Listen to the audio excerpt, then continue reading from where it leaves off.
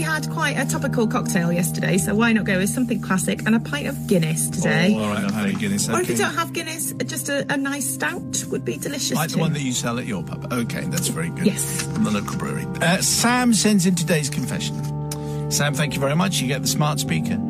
Father Simon, at the beginning of 2019, I decided it was time to lose a bit of weight, as I was then 53 and felt it would be a great benefit to my health and fitness. So I enrolled in my local slimming club. All was going exceptionally well, and to my surprise and delight, I made some lovely new friends. As it was going so well, I decided it was high time to do some exercise to spur along my fitness regime, and so I discussed this with one of my new friends, called Jane. I say new because although she's a very close friend now, at the time I'd only just known her a matter of months and was at that stage where you want to make a good impression by being a happy, jolly, enthusiastic, fun person to be around. And Jane is a lovely lady who's very much into her cycling and walking and always appears quite fit, sporty and organised, and dare I say it, a bit cool. Sadly, everything I am not, says Sam. So naturally I was a bit in awe of my new friend, and secretly I wanted to be cool like her. So when she suggested I go on a bike ride with her to help with my fitness routine, I naturally said yes. Enthusiastically, I got myself ready with great excitement, imagining my days of whizzing around in the 70s on my rally chopper bike. At this point, I get very jealous because I always wanted a chopper bike. Yeah, absolutely. Never had one. But Sam did. As I came down the stairs in my T-shirt and shorts and my new trainers, my husband had the cheek to say, "Now, please be careful. You haven't ridden a bike for 40 years, so you really, really need to be careful." How rude, I thought. How rude. So off I went, and I drove up to Jane's house in my bright red VW Beetle and bounded up to her door to borrow her spare bike. Her husband had got her a nice, shiny mountain bike out for her, and a fold-up bike that was their spare bike from the garage for me. I also borrowed a pink child's cycle helmet from her because I didn't have one of my own. What a picture. Oh, no. So off we set.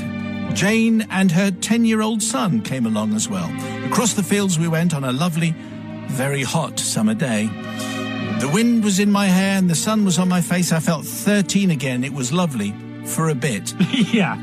After a few minutes, I started to feel a little discomfort in my buttocks. Oh, lovely. Over the next 20 minutes or so, it got steadily worse. Yeah. And worse. Not wishing to look a total novice, I resisted the urge to give up and go back. "You okay, Sam?" said Jane brightly as we cycled across fields that had bumpy ground everywhere. I'd started to find less than comfortable. Yes, I'm fine. Resisting the opportunity to say, "Can I go back now?" Well, Jane, being a very kind and intuitive person, sensed that me, and more importantly, my buttocks, there's more buttocks in this confession than any confession ever, were not quite enjoying the ride as much as I had at the beginning expected. Anyway, she kindly suggested that we take the shortcut back along the canal towpath. Okay, I said, still wishing to remain cool. I said, yes, enthusiastically, yes, that would be lovely. So off we went down the canal towpath, me, Jane, and a 10-year-old who was way off in front. No saddle issues at all. Feeling a ray of hope that we were now on the home straight, I felt a little easier for a few minutes, but very soon the saddle burn came back, and so Jane, again sensing my discomfort, suggested we swap bikes. I eagerly took Jane's bike and perched my slightly overweight and by now aching bottom on the new saddle with gratitude. It wasn't until we set off along the towpath I realised that Jane is in fact 3 inches taller than me, and I could only touch the floor with my tiptoes. This is always a very dangerous situation to be in. My bottom was now becoming agonizingly painful, but in an effort to not let on to Jane, I thought if I pedalled faster, the ordeal would be over quicker. Yeah. We'd soon be sitting in Jane's garden drinking tea and my reputation would be safely intact. But as we continued along, I found the momentum of the bike getting faster and faster. Oh my, I thought, if I brake suddenly, I'm going over the handlebars. And I couldn't stop with my feet, so I couldn't touch the floor. And the bike was going faster and faster. And I swerved to avoid a large blackberry bush and stinging nettles to my right. And I started to lose control and the bike started wobbling. And the path started to look narrower and narrower. And with seconds to spare, I knew it was too late. And then into the canal went Jane's shiny pink mountain bike, plunged into the canal, and then I went in seconds afterwards, leaving nothing visible to Jane and her traumatized son but the back wheel of Jane's bike. A big Vicar of Dibley-style splash, and the soles of my new red trainers sticking out of the water. Oh dear. I re-emerged shortly after, covered in mud and spitting out stuff I'd swallowed, because we all know canals are full of fresh everything. Oh, I was dear. in a state of shock, but laughing so hard I could hardly move. To my overwhelming relief, the cool water delivered a considerable soothing off effect on my poor aching behind. Oh, good. With a look of horror, Jane fished out her new friend, together with what remained of her bike, and we then both fell about laughing on the towpath, and I was instantly renamed Bridget Jones, whilst the son was open-mouthed and stunned by what he'd just witnessed. We then walked the rest of the way back, giggling quietly in shocked disbelief, back to Jane's house, where she lent me a towel to sit on in my car as I drove home. The drive of shame.